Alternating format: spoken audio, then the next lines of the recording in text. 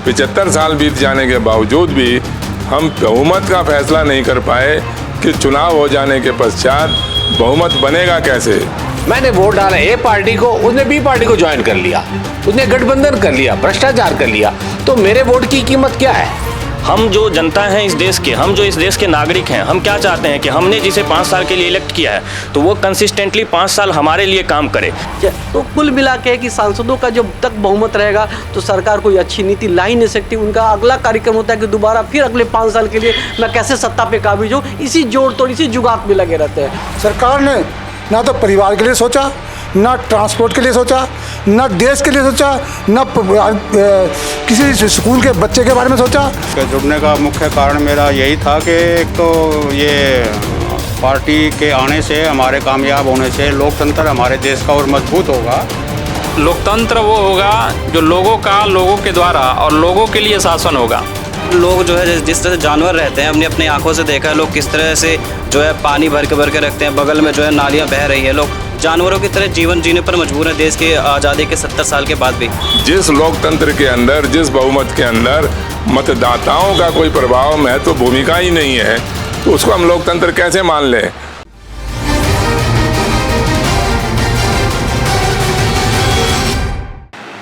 नमस्कार, मैं हूं प्रेम कुमार। प्रेम से बोलो सत्य बहुमत।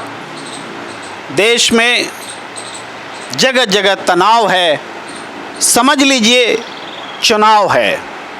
जी हाँ, हम खड़े हैं देश की राजधानी दिल्ली में चांदनी चौक लोकसभा सीट के मॉडल टाउन विधानसभा क्षेत्र में, और यहाँ चर्चा है डेमोक्रेसी कैसे बदलेगी, संसदीय लोकतंत्र कैसे बदलेगा, जनता कैसे इस व्यवस्था से निजात पाएगी, जिससे कि एक ऐसी व्यवस्था हो जो सही मायने में जनता के लिए हो, जनता का हो और जनता के द्वारा हो। क्या आज की व्यवस्था, आज की लोकतांत्रिक व्यवस्था सही मायने में जनता के लिए काम कर पा रही है? इस विषय पर आज हम चर्चा करने के लिए मौजूद हैं। हमारे साथ दरअसल स्थानीय गणमान्य लोग मौजूद हैं और सब इस बात को लेकर चिंतित हैं कि कैसे व्यवस्था में बदलाव हो। सबसे पहले सत्यदेव चौधरी जी के ही पास आते हैं कि सत्यदेव चौधरी जी, इस व्यवस्था में ऐसी खामी है इसलिए आप बदलाव के लिए प्रेरित हुए कि वास्तव में जो व्यवस्था, जो विचार आपके मन में है वो कभी आजमाया ही नहीं गया, इसलिए आप इस विचार को लेकर आए हैं?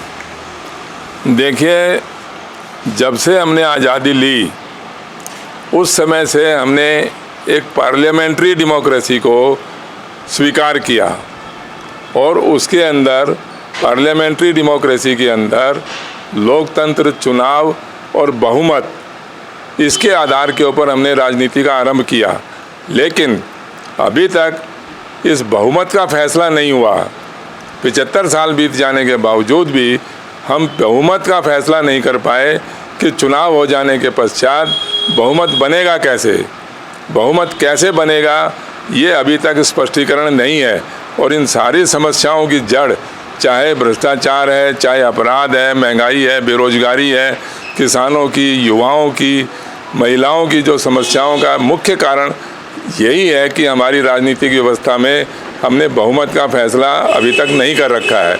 जी, मैं सत्यदेव चौधरी जी आपसे ये जानना चाहता हूँ, देश जानना चाहता है कि आप कह रहे हैं कि इस देश में जो सरकार बनती है वो बहुमत का फैसला हुए बगैर बनती है, तो बहुमत का फैसला होगा कैसे? हाँ, तो बहुमत का तो देखिए, मैं इस आधार के ऊपर बोलता हूँ कि बहुमत की कोई परिभाषा, कोई व्याख्या हमारे पास नहीं है। हमने चुनाव करवाए और चुनाव करवाने के बाद में आपने लोकसभा के सांसद या प्रतिनिधि चुने। अब हम सरकार बनाने के लिए ना तो हमें ये पता कि जिन प्रतिनिधियों के पास में ज़्यादा प्रतिनिधि का बहुमत होगा उसकी सरकार बनेगी, या उन प्रतिनिधियों के पास सबसे ज़्यादा वोट होंगे उनकी सरकार बनेगी।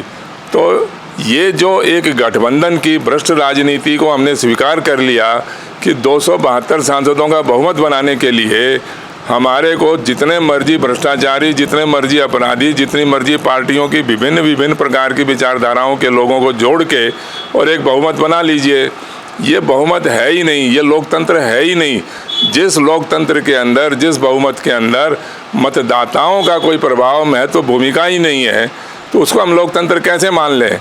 मान लो आपने 300 सांसदों के पास में 45 लाख वोट हैं और वो सरकार बना के बैठ गए, लेकिन 243 सांसदों के पास 55 लाख वोट हैं। 55 लाख वोट लेकर वो लोग जीते, वो सरकार के भागीदार नहीं हैं। तो ये किस प्रकार? मतदाताओं का बहुमत तो हुआ ही नहीं ना ये। फिर आप चुनावों का नाटक क्यों करवाते हो?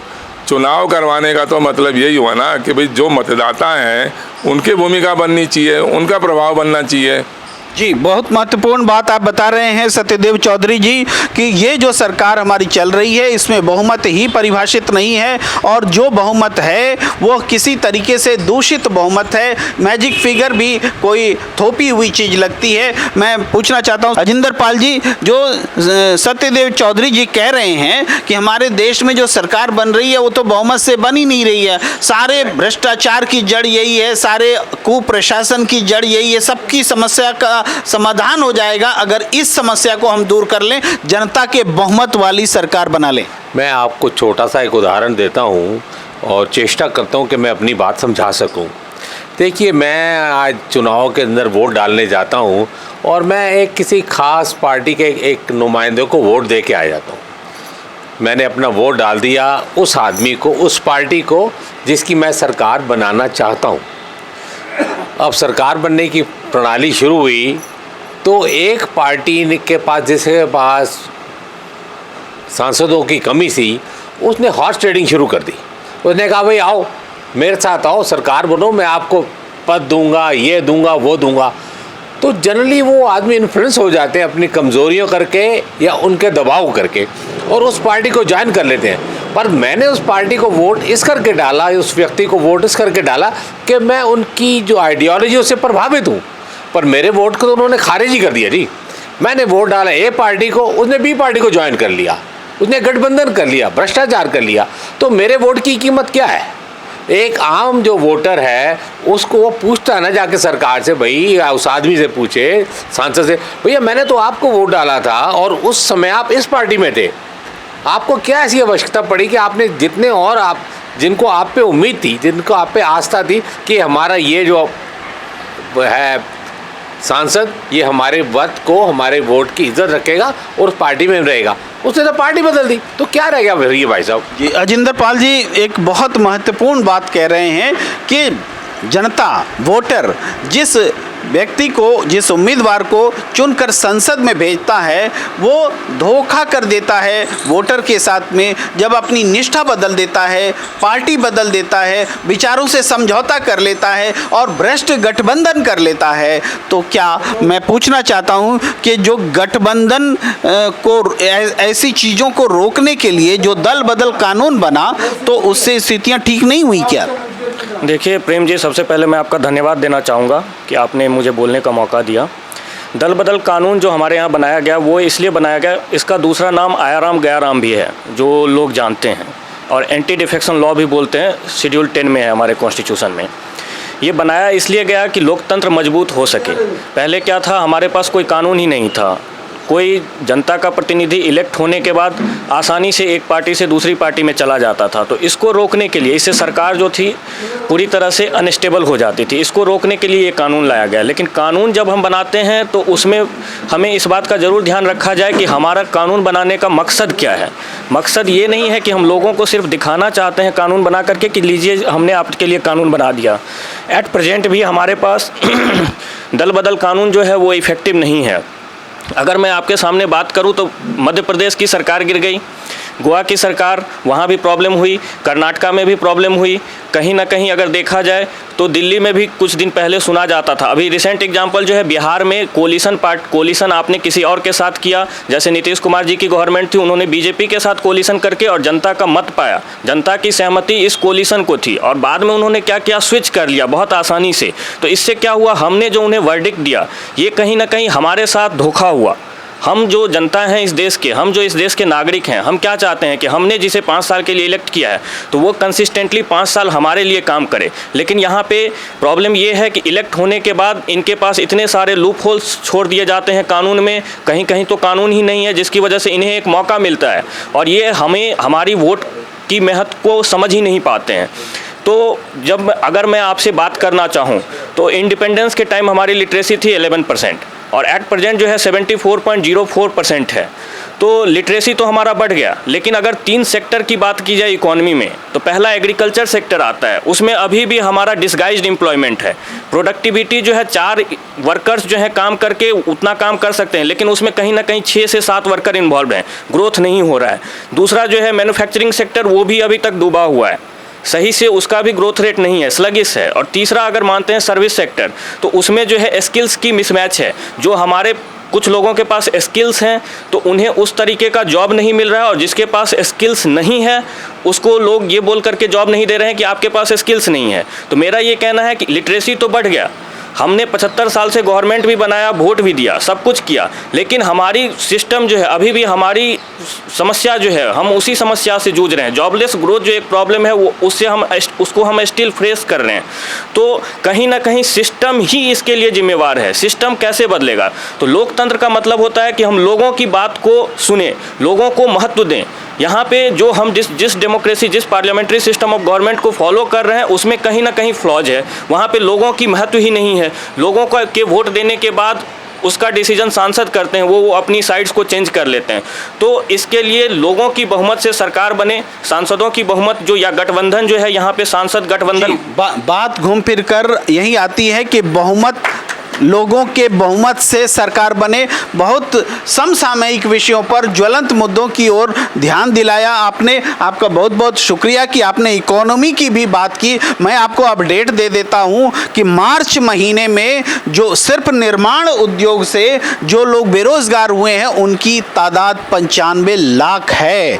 और ये जो कोरोना के समय में जब 1.35 करोड़ करीब लोग बेरोजगार हुए थे उससे मैच करता है। ये तब स्थिति है जबकि हम कह रहे हैं कि हमारी अर्थव्यवस्था ठीक हो रही है। लेकिन हम ये कहना चाहते हैं, ये जो दिक्कतें हैं, हर क्षेत्र में दिक्कतें हैं। जनता लगातार परेशान हो रही है, सिस्टम इलाज नहीं कर पा रहा है, जनता बेचैन है। मैं आपसे पूछना चाहता हूँ विकास जी, क्या कैसे सत्य बहुमत समाधान है, लेकिन जनता अगर सरकार बदल जाती है तो कैसे इसका जनता की जो बेचैनी है दूर होगी, परेशानी है दूर होगी? जी जी, बहुत बहुत धन्यवाद प्रेम जी आप सभी का, जो कि मेरे को मौका मिला बोलने के लिए, और मैं इसका ऐसे जवाब देता हूँ। अभी आपने कहा कि सरकार बदल जाने से लोगों में जो बेचैनी है, तो सरकार बदल जाती है, लोग वोट एक एंटी कम्पेसी जो आता है और वो लोग वोट दे करके अपनी सरकार बदल लेते हैं। लेकिन मैं समझता हूँ सरकार बदल लेने का और नेताओं को बदलने की प्रक्रिया पिछले 75 साल से चल रहा है और ये होता आ रहा है, लेकिन लोग इस बात को समझ नहीं पा रहे हैं कि इसमें जो सारा खेल है वो बहुमत का ही है। अगर सत्य बहुमत की बात जहाँ तक करें तो हम ये कह रहे हैं कि जब सांसदों के बहुमत से सरकार बनेगी तो सारा खेल होगा वो सरकार के गठन का 272 का जो ज़्यादा आंकड़ा है उसको पूरा करने में ही सारे सांसद और सारे नेता इसी में हम इन्वॉल्व हो जाते हैं कि सर वो 272 का आंकड़ा पूरा कैसे, अगर कम है तो जुटाने के लिए करो, भ्रष्ट समझौते करो, लेन देन करो, खरीद फरोख्त करो। और एक ही पार्टी को पहले भी आए हैं कई सांसद, 300 से भी सीटें ज़्यादा आई हैं, तो उनको टिकाए रखना भी एक, मैं समझता हूँ कि वो एक आपसी लेन देन ही है। तो कुल मिला के कि सांसदों का जब तक बहुमत रहेगा तो सरकार कोई अच्छी नीति ला ही नहीं सकती। उनका अगला कार्यक्रम होता है कि दोबारा फिर अगले 5 साल के लिए मैं कैसे सत्ता पे काबिज हूँ, इसी जोड़ तोड़, इसी जुगात में लगे रहते हैं। तो लोगों की तो कोई भूमिका बनी नहीं ना इस लोकतंत्र में।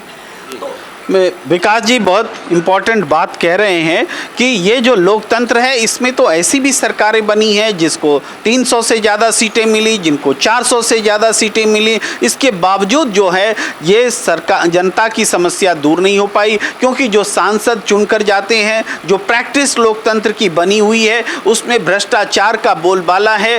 भ्रष्टाचार के कारण निष्ठा खरीदी जाती हैं। सांसद जो है वो एक पाले से दूसरे पाले में चले जाते चाहते हैं जब जैसे जैसे हमने इन चीज़ों को रोकने के लिए एक कानून बनाया, दल बदल कानून बनाया, लेकिन समस्या बढ़ती चली गई। अब पार्टियां टूटने लगी, थोक में टूटने लगी और धन बल का जोर, क्रिमिनल्स का प्रभाव लोकतंत्र में लगातार बढ़ता चला जा रहा है। तो जो हम देखते हैं कि इतने लोग चुनकर, इतने लोगों ने वोट दिया, इतना प्रतिशत वोट आया, आज की सरकार को जैसे लगभग 38% वोट प्राप्त है। इन सब स्थितियों के बावजूद क्या वाकई लोकतंत्र रह गया है देश में? हम जानना चाहते हैं वेद प्रकाश जी।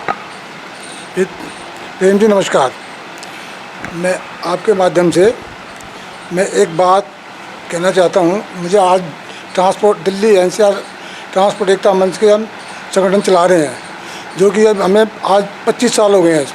इस 25 साल के अंदर हमारा इस ट्रांसपोर्ट संगठन, जो कि हर परिवार को सब्जी देता है, दवाइयाँ देता है, राशन देता है, ना जाने कोई ऐसी चीज़ नहीं है जो हर परिवार में ना पहुंचती हो। और हमारे इस ट्रांसपोर्ट सेक्टर को आज तक सरकार ने, देश आज़ाद हुआ है तब से लेकर आज तक इस सरकार ने, हमने बड़े आंदोलन किए, बहुत सरकार के साथ मिलकर चले। सरकार ने ना तो परिवार के लिए सोचा, ना ट्रांसपोर्ट के लिए सोचा, ना देश के लिए सोचा, ना किसी स्कूल के बच्चे के बारे में सोचा, ना किसी स्वास्थ्य के लिए सोचा, ना किसी रोड के बारे में सोचा। रोड के बारे में क्या सोचा? Toll toll toll toll toll. क्या हमारा काम ये टोल देना? ये क्या है? टैक्स लेते हैं तो टोल, ये टोल किस चीज़ के? क्या हम इनके गुलाम हो चुके हैं? क्या हमारे परिवार को रोटी नहीं चाहिए? क्या हमारा परिवार क्या वो ज़मीन में धंसने के लिए पैदा हुआ है? या हमारा देश या किस परिस्थिति के हर परिवार को किसी को मालूम नहीं है कि हमारी जिम्मेवारी क्या है, सरकार की जिम्मेवारी क्या है। वो सरकार बस मैं ना चाहकर भी इतना बुरा हाल है कि अभी लॉकडाउन के अंदर देश की ट्रांसपोर्ट ने इतना भुगता है कि जो कि 4 महीने के अंदर गाड़ियों की किस्तें नहीं तो लॉकडाउन धीरे धीरे खुलते ही गाड़ियों की ट्रांसपोर्ट की फाइनेंस ने गाड़ियाँ पकड़ ली, और गाड़ियाँ पकड़ ली तो ऐसे हालात हुए कि उन्होंने ट्रांसपोर्टर बेचारे एक गाड़ी 2 गाड़ी कैसे करके उन्होंने अपना परिवार चलाया। वो फाइनेंसर घर पे आ गए, उन्होंने आत्महत्या कर ली, फांसी लगा के मर गए वो। क्या सरकार ने कुछ सुनी उनके बारे में? हमने इतने आंदोलन किए, क्या सरकार ने सुनी उसके बारे में? उद्योगपतियों का, बिजनेसमैनों का, उनका 20 लाख करोड़ रुपये माफ़ कर दिया, बिजली माफ़ कर दिया। क्या जो देश चला रहा है, जो देश के बारे में सोच रहा है, हर परिवार को रोटी दे रहा है, किसान को खेत से उठा रहा है, हर परिवार उसकी जिम्मेदारी निभा रहा है, कि नौजवान को उसकी स्थिति जगह पहुंचा रहा है, क्या उसका परिवार नहीं है? क्या वो मतलब कि किसी लायक है ना? क्या ऐसा क्या गुनाह किया है इस ट्रांसपोर्ट ने? ऐसा इस देश ने क्या गुनाह किया है? ऐसे इस परिवार ने क्या गुनाह किया है? ऐसी क्या परिस्थिति है जो कि ना तो परिवार के बारे में सोचा जा रहा है, ना किसी उद्योग के बारे में सोचा जा रहा है, छोटी इंडस्ट्रियों के बारे में सोचा जा रहा है। देश का उद्योगपति के बारे में क्यों? देश का ऐसा क्या है जो उद्योगपतियों के लिए सब कुछ है और हमारे परिवारों को ये कुछ नहीं है? बहुत वेदना है वेद प्रकाश जी के शब्दों में। 1 मिनट आता हूँ आपके पास। बहुत वेदना है वेद जी के शब्दों में कि ऐसा क्या है इस लोकतांत्रिक व्यवस्था में कि जो गरीब हैं वो गरीब हैं, परेशान हो रहे हैं, दुख की घड़ी में भी सरकार उनके साथ खड़ी नहीं है, लेकिन उद्योगपतियों के कर्जे बहुत आसानी से माफ़ कर दिए जाते हैं और आम आदमी जान देने के लिए मजबूर हो जाता है। आपको जोड़ना चाह रहे थे वेद प्रकाश जी? जी, मैं ये कहना चाह रहा हूँ, सन 2014 में ये सरकार आई थी तो हमारे सरकार ने बैठ के बात की थी कि हम हिंदुओं की बात, ये हिंदुओं की सरकार है और हम आपकी हर संभव जो जिम्मेदारी है वो हर संभव हम पूरी करेंगे। ये हिंदू की पार्टी है, हमने हिंदू होकर के, हमारे ट्रांसपोर्टर ने सब ने ये कहा। आज ही किसको? हमने कहा ये हमारी देश की पार्टी है, देश की जो चलाने वाली पार्टी है। मैं कहा ये पार्टी है, इस हिंदू की पार्टी बीजेपी पार्टी है, इसको हर परिवार, हर नौजवान, हर बुजुर्ग इसी पार्टी को वोट दो। ये हमारे देश की इकोनॉमी और देश की हर समस्या यही दूर कर सकती है। मगर ये हुआ क्या कि आज हम बेरोजगार से भी परिस्थिति में इतने आ चुके हैं। गाड़ियाँ जो ड्राइवर वेद जी मैं आपको रोकता हूँ, टोकता हूँ। आपने एक बहुत महत्वपूर्ण बात कही है, लेकिन वो बात जो है लोकतंत्र की दृष्टि से स्वस्थ भी नहीं है। मैं अपने बाकी मतदाताओं यहाँ उपस्थित विद्वजनों से पूछूंगा कि आप कह रहे हैं कि एक हिंदूवादी पार्टी होने के कारण आपने एक पार्टी को वोट दिया ही नहीं, दिलवा भी दिया। क्या लोकतंत्र में जाति और धर्म के आधार पर वोट मांगना और वोट देना क्या सही है? क्या ये फैसले हम खुद अपनी सरकार को गलत करने के लिए मजबूर नहीं करते? क्या सत्य बहुमत जिसकी चर्चा सत्यदेव चौधरी जी कह रहे हैं, ये यही तो कह रहे हैं कि अगर जनता के बहुमत से सरकार बनेगी तो ये जाति और धर्म अपने आप खत्म हो जाएगा? क्योंकि आज की सरकार में अगर सबसे ज़्यादा, जो आप गरीबी की बात कर रहे थे वेद जी, गरीबी में सबसे ज़्यादा कौन परेशान है? हिंदू परेशान है, जिस हिंदू पार्टी के लिए आपने वोट किया। मैं इसी सवाल के साथ आता हूँ अपने साथी अमर जी के पास। जी मैं 5 साल से, धन्यवाद प्रेम जी, 5 साल से इस पार्टी से जुड़ा हुआ हूँ और इसके लिए काम करता हूँ जगह जगह पर जा कर के। तो इसके जुड़ने का मुख्य कारण मेरा यही था कि एक तो ये पार्टी के आने से, हमारे कामयाब होने से लोकतंत्र हमारे देश का और मजबूत होगा, और दूसरा ये कि मैं मानता हूँ कि जब भी दूसरा जो विचार है पार्टी का, गठबंधन मुक्त राजनीति, जब भी दुनिया में कभी भी कहीं भी अच्छी राजनीति हुई है वो गठबंधन मुक्त तरीक़ों से हुई है। सारी हमारे देश का नहीं, सारी दुनिया का इतिहास आप उठा के देखेंगे तो ये तो स्पष्ट है बिल्कुल, जो पार्टी इस मुद्दे को लेके चल रही है। तो वो मुझे ये 2 चीज़ें बहुत अच्छी लगी इसमें, और मैं इस पार्टी से जुड़ा, और फिर मेरा अपना तरीका अपनाया मैंने अपना काम करने का, कि जो विचारशील परिपक्व लोग सामने आते हैं, ओपिनियन लीडर जिनको कहा जा सकता है, उनके साथ तो बैठ के फेस टू फेस हम वैचारिक रूप से बात करते हुए उनको अपने साथ जोड़ते हैं। और दूसरा, जो थोड़े से जन सामान्य हैं, जिनको वैचारिक रूप से बहुत धीरे धीरे कोई चीज़ समझ में आती है, उनको जोड़ने का फिर वो दूसरा तरीका है कि आर्थिक सिद्धांतों की राजनीति, कि हम उनके रोज़मर्रा के जीवन में कैसे लाभ पहुंचाएं।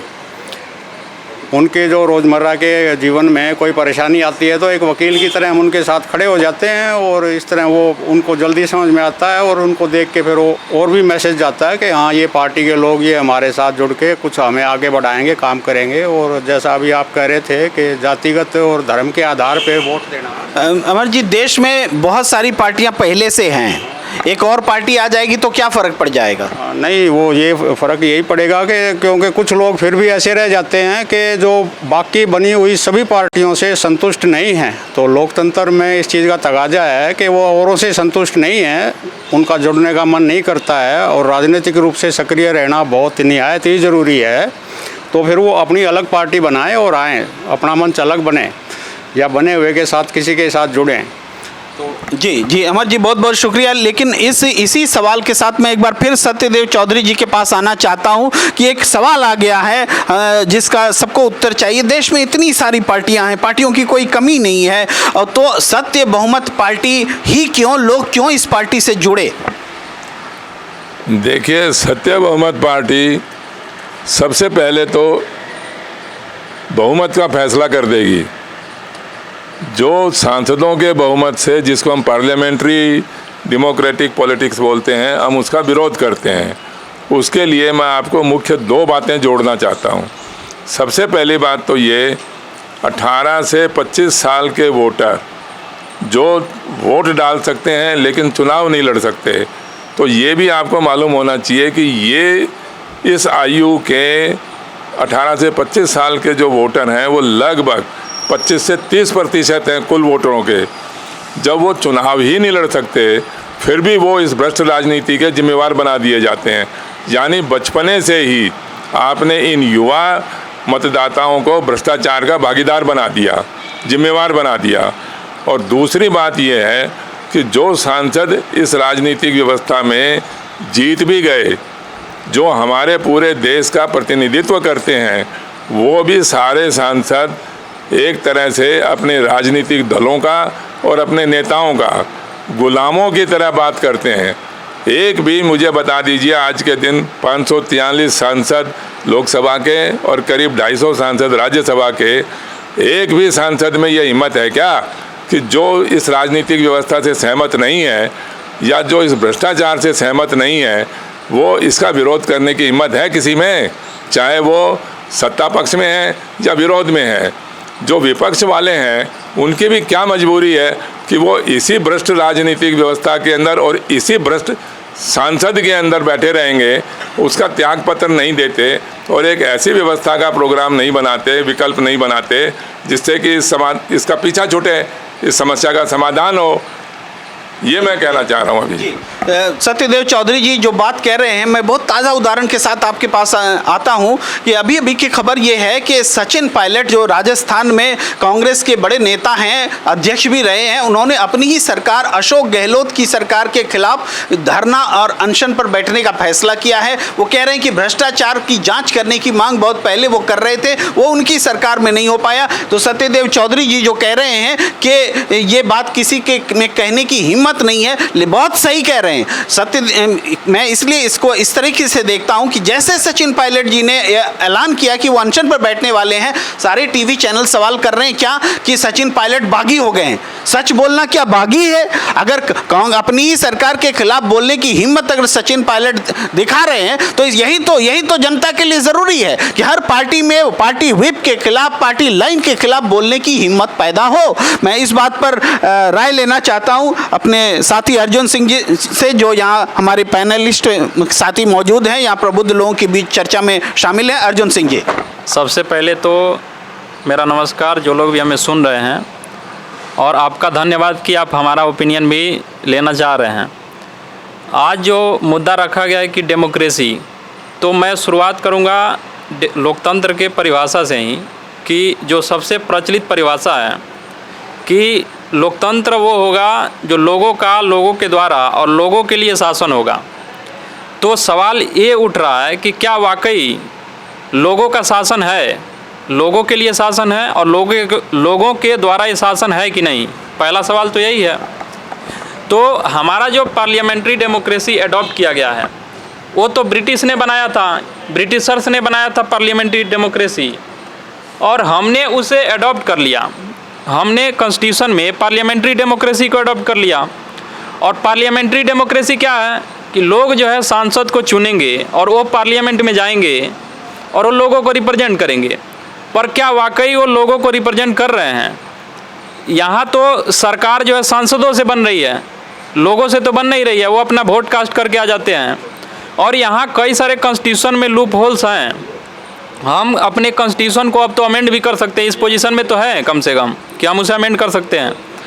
तो जो सांसदों का गठबंधन है, मान लीजिए हम किसी एक पॉलिटिकल पार्टी के एक सांसद को हम चुन रहे हैं और वो दूसरे पॉलिटिकल पार्टी में अगर जा रहा है, उसे एक तरह से जो हॉर्स ट्रेडिंग कहते हैं उसे खरीदा जा रहा है, उस तरीके से सरकार बनाई जा रही है। या दो पार्टियां मिलकर के अगर सरकार बना रही है, खरीद फरोख्त करके सरकार बना रही है। इसी दौरान मैं एक और चीज़ पॉइंट में लाना चाहूँगा, जो इलेक्टोरल बॉन्ड की आज बात चल रही है, तो कहीं ना कहीं ये तो करप्शन का बढ़ावा दे रहा है। इलेक्टोरल बॉन्ड जो है 2017 में इसको लीगलाइज किया गया, रिप्रेजेंटेशन ऑफ पीपुल एक्ट में प्रोवाइजो क्लाउड मतलब प्रोवाइजो एक प्रोवाइड करके इसको लीगलाइज किया। उससे पहले नहीं था। कोई भी अगर पॉलिटिकल पार्टी को कोई कंपनी है या कोई चंदा अगर देना चाह रहा है तो एक तरह से वो करप्शन था, लेकिन अब इसको लीगलाइज भी कर दिया गया है। तो जो सांसदों का बहुमत है वो लोगों का बहुमत तो नहीं है। अगर आपने बताया कि 38% या 48% आपने जो बताया 38% वोट से ही सरकार बनी हुई है, तो बाकी तो अगेंस्ट में ही है ना, तो उनका रिप्रेजेंटेशन कहाँ हो रहा है? तो लूप होल तो है हमारे डेमोक्रेसी में, इसको बदलने की ज़रूरत है। मैं कई सारे ऐसे एग्जाम्पल दूंगा। जब तक लोगों की सरकार नहीं होगी तब तक जो है जो हम लोकतंत्र कह रहे हैं कि लोकतंत्र क्या होगा, वो सही लोकतंत्र नहीं है, वो एक फ्लॉज डेमोक्रेसी है, ट्रू जी, अर्जुन सिंह जी, आप कह रहे हैं कि 38% से बनी हुई सरकार है तो 62% उनके खिलाफ हैं।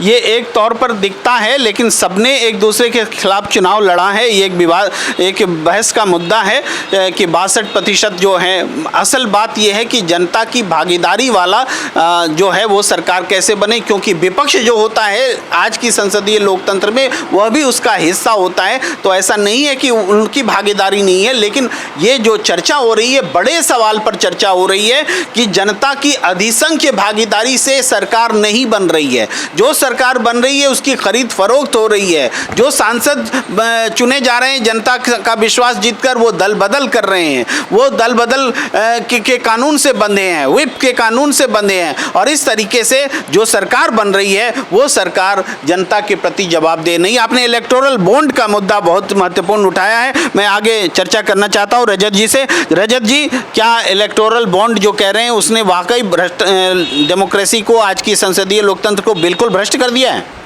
जी बिल्कुल सर, सबसे पहले तो आपका बहुत बहुत धन्यवाद, आपने यहाँ पे मुझे बोलने का मौका दिया। सबसे पहले तो मैं ये बताना चाहूँगा कि जो सत्य बहुमत पार्टी है, जैसे और सारी पार्टियाँ, देश में काफ़ी सारी पार्टियाँ बनी हुई हैं, तो सारी जो दूसरी जो पार्टियाँ हैं वो बिजली, पानी, शिक्षा, स्वास्थ्य, इन सब की बात करती है। लेकिन सत्य बहुमत पार्टी जो है व्यवस्था परिवर्तन की बात करती है। जो हमारे देश में जो सांसदों के और गठबंधन के बहुमत से जो एक सरकार बनती है, उसकी जगह वोटों के बहुमत से सरकार बने, सत्य बहुमत पार्टी इस बारे में बात करती है। अभी जैसे सर मैं अभी सत्य बहुमत पार्टी के माध्यम से काफ़ी जगह में, काफ़ी जो स्लम्स एरिया है वहाँ पे जाना हुआ, तो वहाँ पे सर लोग जो है जिस तरह से जानवर रहते हैं, हमने अपनी आंखों से देखा है लोग किस तरह से जो है पानी भर के रखते हैं, बगल में जो है नालियाँ बह रही हैं, लोग जानवरों की तरह जीवन जीने पर मजबूर हैं। देश की आज़ादी के 70 साल के बाद भी उनकी तरफ कोई ध्यान नहीं देता। और अभी जो सांसद हैं, विधायक हैं, उनसे जब पूछते हैं हम कि आपके विधायक जी कभी आते हैं, कहते हैं कि जब चुनाव होता है तभी आते हैं। जब जो सांसद और विधायक जो हैं, जब देश की जनता के जनप्रतिनिधि हैं, तो वो सिर्फ वोटों के टाइम पे क्यों आते हैं? उससे आगे पहले कभी उनका हालचाल जानने क्यों नहीं आते हैं? और जब स्कूल में पढ़ते थे तो एक अब्राहम लिंकन की एक परिभाषा है लोकतंत्र की जो बहुत फेमस है, जनता का, जनता के लिए, जनता के द्वारा शासन। क्या वर्तमान में जनता का शासन है, जनता के लिए है, जनता के द्वारा है? और एक सर जो आया राम गया राम, दल बदल, गठबंधन, इन सबको जब मैं पहले सुनता था तो मुझे बहुत अजीब सा लगता था। उसके बाद फिर जब सत्य बहुमत पार्टी का नाम सुना और सत्य बहुमत पार्टी के बारे में थोड़ा सा जाना, तो मुझे लगा कि सत्य बहुमत पार्टी जो असली जो प्रजातंत्र देश में होना चाहिए, जो अब्राहम लिंकन की जो परिभाषा जनता के लिए, जनता के द्वारा जो शासन है, उसको कहीं ना कहीं सत्य बहुमत पार्टी की जो विचारधारा है वो फुलफिल करती है। इसलिए सत्य बहुमत पार्टी की जो विचारधारा है देश के लिए, समाज के लिए और अपने राष्ट्र के लिए बहुत ज़रूरी है सर। जी रजत जी, बहुत बहुत शुक्रिया कि आपने खुल करके बात रखी कि आपको एक ऐसी व्यवस्था की वाहक पार्टी लग रही है सत्य बहुमत पार्टी, जो कि इस व्यवस्था में जनता की भागीदारी को सुनिश्चित करेगी, व्यवस्था में बदलाव करेगी, ऐसा आपको विश्वास है। हम अपने एक और मेहमान के साथ में बात करते हैं। जी, अपना परिचय दें और बताएं कि कैसे ये इस लोकतांत्रिक व्यवस्था को बदलना ज़रूरी है, कैसे जनता की समस्याओं का निवारण होगा। देखिए जी, सत्य बहुमत जो है पार्टी है, हम इसे, पहले अपना नाम बताएं प्लीज़। मेरा नाम विनोद है और मैं अभी जुड़ा हूँ इस पार्टी से। बाकी हम इनके साथ हैं। हमने और भी पार्टियां देखी हैं तो हम उनसे सहमत इतना नहीं हैं। तो जिसका नाम ही सत्य बहुमत पार्टी है, तो ये आगे देश को अच्छी राह पे ले जाएगी, मार्गदर्शन अच्छा करवाएगी। जी, आपको विश्वास है कि ये पार्टी जो है अपने सिद्धांत पर खरी उतरेगी और आगे भी बनी रहेगी। मैं एक बार फिर वेद प्रकाश जी के पास आना चाहता हूं, जो इस चर्चा में जोड़ना चाहते हैं कि ये जो सरकार है, इस लोकतांत्रिक व्यवस्था है, सरकार बदलने से लोकतांत्रिक व्यवस्था नहीं बदल जाती। लोकतांत्रिक व्यवस्था को दुरुस्त करने से जो सरकार आएगी वो शायद जनता के पैमाने पर, उनकी कसौटियों पर, उनकी ज़रूरतों के मुद्दे पर सही उतरेगी। मैं पूछता हूँ, जी वेद जी। प्रेम जी, एक बात मैं कहना चाहूँगा आपसे। आज देश को आज़ाद हुए 75 साल हो गए हैं। इस 75 सालों के अंदर पहले शासन था यहाँ कांग्रेस का। उन कांग्रेस इन्होंने हमें इतना दबा के रखा। हम उससे उबरने के लिए हमने ये सोचा कि ये नई व्यवस्था आई है, बीजेपी आई है, नई व्यवस्था आई है और नया जोश, नई उमंग हमारे परिवारों को मिलेगी। लेकिन उसमें हमने क्या देखा, आज 9 साल हो गया। उस 9 साल के अंदर हम हाई कोर्ट, सुप्रीम कोर्ट, जहाँ देखो वहीं भ्रष्ट, मतलब के केस कोई भी डालते हैं ना, डालने के बाद भी मुकदमा हम जीत जाते हैं, जीतने के बाद भी वो फाइलें रद्दी में डाल दी जाती है, कोई सुनवाई नहीं है। और जो अधिकारी है कमिश्नर टाइप के जो कितना ऊपर चले जाओ, कहते जो जी वेद जी, आपकी बात आ रही है कि ये जो व्यवस्था है, इस व्यवस्था में जो स्थिति सुधरने का नाम नहीं ले रही है। सरकार तो जनता बदल लेती है, लेकिन फिर भी उनकी परेशानियां दूर नहीं होती। आप कुछ इसमें कहना चाहेंगे? देखिए, बिल्कुल ठीक बात जो सब पॉइंट रेस कर रहे हैं। सरकारें तो बदल सकते हैं, पर बेसिकली हमको नीति बदलनी है। सरकारें तो कोई भी करे, अगर आज जो सरकार प्रेवेलेंट है, जो कर रही है, अगर वही अपने विचारों को बदल कर सत्य बहुमत के विचारों करके, तो हमको किसी को एतराज़ नहीं है। अगर आप नीति अपनी बदलें और समझे एक वोटर का हक क्या है, वोटर चाहता क्या है। जब वो आपको वोट दे के बाहर निकलता है, हाँ भाई किसको वोट दिया, जी मैंने फलां पार्टी को वोट दिया, और पता लगता है वो पार्टी तो है ही नहीं। जो डिसीव किया जाता है वोटर को, एक तो वो बंद होना चाहिए। दूसरा, बिल्कुल ठीक बात है, कोई भी सरकार रहे, यानी कोई भी जो पार्टी, भारतवर्ष की कोई भी पार्टी है, कोई भी पार्टी राज करे, हम किसी पार्टी के अगेंस्ट नहीं है और ना किसी व्यक्ति स्वरूप के किसी के अगेंस्ट है। हम सिर्फ उनकी नीतियों के और जो एक फार्मूला है टू फॉर्म द गवर्नमेंट, उसके अगेंस्ट है। कोई भी सरकार बनाए, इस फार्मूले से बनाए, ठीक है। और ये प्रजातंत्र में यही एक तरीका है। आप तो इस चीज़ को अपनाएं, कोई भी पार्टी अपना ले, हम उसके साथ हैं, हम उसके साथ हैं। कोई भी पार्टी इस नीति पे सरकार बनाएगी तो we are with that party. मैं आखिर में एक सवाल सत्यदेव चौधरी जी के पास में पूछना चाहता हूं, जो वो सवाल ये है कि आप व्यवस्था बदलना चाहते हैं कि इस व्यवस्था को सत्य बहुमत आधारित बना दिया जाए, जनता के सच्चे बहुमत वाला बना दिया जाए। अगर वर्तमान राजनीतिक दलों में कोई एक भारतीय जनता पार्टी ही मान लीजिए आपकी बात मान लेती है तो? नहीं, ये लोग बात नहीं मानेंगे। भारतीय जनता पार्टी नहीं, कोई भी पार्टी, इनको सबको मालूम है कि इस बहुमत का क्या मतलब है, और ये भ्रष्ट बहुमत से हम सरकारें बनाते हैं। देखिए, जो पार्टियां इतना बड़ा बहुमत लेने के पश्चात भी विश्व की, जो अपने आप को क्लेम करते हैं जी कि हम सबसे विश्व की सबसे बड़ी राजनीतिक पार्टी हैं, वो इतने सांसद बन जाने के बाद भी क्या वो गारंटी लेते हैं कि हम आने वाले 2024 के चुनाव में हम गठबंधन की राजनीति नहीं करेंगे?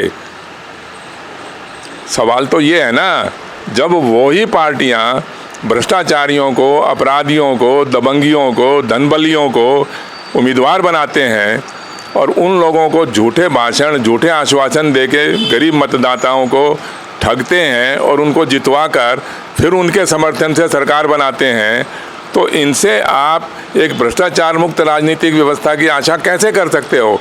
और ये लोग ऐसे चुने हुए सांसद किस तरह के कानून बनाएंगे, ये भी आपके सामने है, प्रत्यक्ष है। ये तो इन्हीं सांसदों ने किसानों के 3 बिल बनाए, 3 मिनट के अंदर अंदर तो वो बिल पास कर दिए, और जब उसका विरोध हुआ तो उन्हीं सांसदों ने 3 मिनट के अंदर अंदर उस बिलों को वापस भी ले लिया। किसी एक सांसद में भी ये उत्साह नहीं, उतनी ये हिम्मत नहीं हुई कि वो बिल बनाते समय उसका विरोध करें, या चुनाव जब बिल वापस लिए थे तो उनसे पूछा जाए सरकार से भी आपने ये बिल वापस क्यों लिए। जी, बहुत महत्वपूर्ण तरीके से, बहुत विश्वास के साथ, तथ्यपूर्ण तरीके से सत्यदेव चौधरी जी बता रहे हैं कि ये वर्तमान व्यवस्था में जो राजनीतिक दल हैं उनको ये भ्रष्टाचार की व्यवस्था सूट करती है। वो सत्य बहुमत आधारित लोकतंत्र के पक्ष में नहीं है, उनके लिए यही व्यवस्था चले तो ठीक है। यही कारण है कि सत्यदेव चौधरी जी को सत्य बहुमत पार्टी बनानी पड़ी है, और ये सत्य बहुमत की पार्टी जनता के सही मायने में उसके बहुमत पर आधारित लोकतांत्रिक व्यवस्था होगी। लेकिन कुछ कहना चाहते हैं, मैं आखिरी कमेंट उनका ले लेता हूं। जी देखिए, और हम इन सांसदों के चुनाव का हम विरोध नहीं करते, क्योंकि उनको मतदाताओं ने चुना। हम मतदाताओं के बहुमत से या मतदाताओं के अधिक वोटों से सांसद चुने गए, हम इस राजनीतिक व्यवस्था का विरोध नहीं करते। लेकिन जब ये सारे सांसद चुने गए तो इन सांसदों के बहुमत से सरकार बनाने की राजनीति का हम विरोध करते हैं। उसके अंदर फिर मतदाताओं का प्रभाव, महत्व, भूमिका उसकी बनती ही नहीं है। तो जो सांसद चुने गए वोटों से तो वो सांसद चुने गए, लेकिन जिस राजनीतिक दल को सबसे ज़्यादा वोट मिल जाएं, भले ही उसके सांसद हारे या जीते, कम जीते ज़्यादा हारे, हमें उससे कोई लेना देना नहीं है।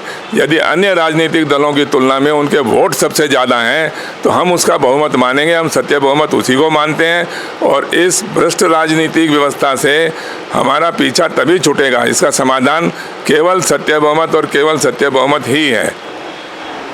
जी सत्यदेव चौधरी जी, आपका बहुत बहुत शुक्रिया। आपने बहुत स्पष्ट तरीके से कहा कि आज की पार्टी भले ही उनको जनता का बहुमत भी हो जाता है, लेकिन सत्य बहुमत पर आधारित लोकतंत्र की वो वकालत नहीं करते। इस बात को कहने का साहस उनके पास नहीं है कि अगली सरकार जिनके पास सबसे ज़्यादा जनता का वोट हो उसकी बने। ये कहने का की हिम्मत और ताकत आज की उस सरकार के पास भी नहीं है जिसके पास 300 से ज़्यादा सांसद मौजूद हैं। तो आज इस चर्चा को यहीं विराम देने का वक्त। प्रेम से बोलो सत्य बहुमत में आप बहुत बहुत आपका आभार, धन्यवाद। 75 साल बीत जाने के बावजूद भी हम बहुमत का फैसला नहीं कर पाए कि चुनाव हो जाने के पश्चात बहुमत बनेगा कैसे। मैंने वोट डाला ए पार्टी को, उसने बी पार्टी को ज्वाइन कर लिया, उसने गठबंधन कर लिया, भ्रष्टाचार कर लिया, तो मेरे वोट की कीमत क्या है? हम जो जनता हैं इस देश के, हम जो इस देश के नागरिक हैं, हम क्या चाहते हैं कि हमने जिसे 5 साल के लिए इलेक्ट किया है तो वो कंसिस्टेंटली 5 साल हमारे लिए काम करे। तो कुल मिला के कि सांसदों का जब तक बहुमत रहेगा तो सरकार कोई अच्छी नीति ला ही नहीं सकती। उनका अगला कार्यक्रम होता है कि दोबारा फिर अगले 5 साल के लिए मैं कैसे सत्ता पे काबिज हूँ, इसी जोड़ तोड़ इसी जुगात में लगे रहते हैं। सरकार ने ना तो परिवार के लिए सोचा, ना ट्रांसपोर्ट के लिए सोचा, ना देश के लिए सोचा, ना किसी स्कूल के बच्चे के बारे में सोचा। जुड़ने का मुख्य कारण मेरा यही था कि एक तो ये पार्टी के आने से, हमारे कामयाब होने से लोकतंत्र हमारे देश का और मजबूत होगा। लोकतंत्र वो होगा जो लोगों का, लोगों के द्वारा और लोगों के लिए शासन होगा। लोग जो है जिस तरह से जानवर रहते हैं, हमने अपनी आंखों से देखा है लोग किस तरह से जो है पानी भर के रखते हैं, बगल में जो है नालियां बह रही है, लोग जानवरों की तरह जीवन जीने पर मजबूर है देश के आज़ादी के 70 साल के बाद भी। जिस लोकतंत्र के अंदर, जिस बहुमत के अंदर मतदाताओं का कोई प्रभाव, महत्व, भूमिका ही नहीं है, तो उसको हम लोकतंत्र कैसे मान लें।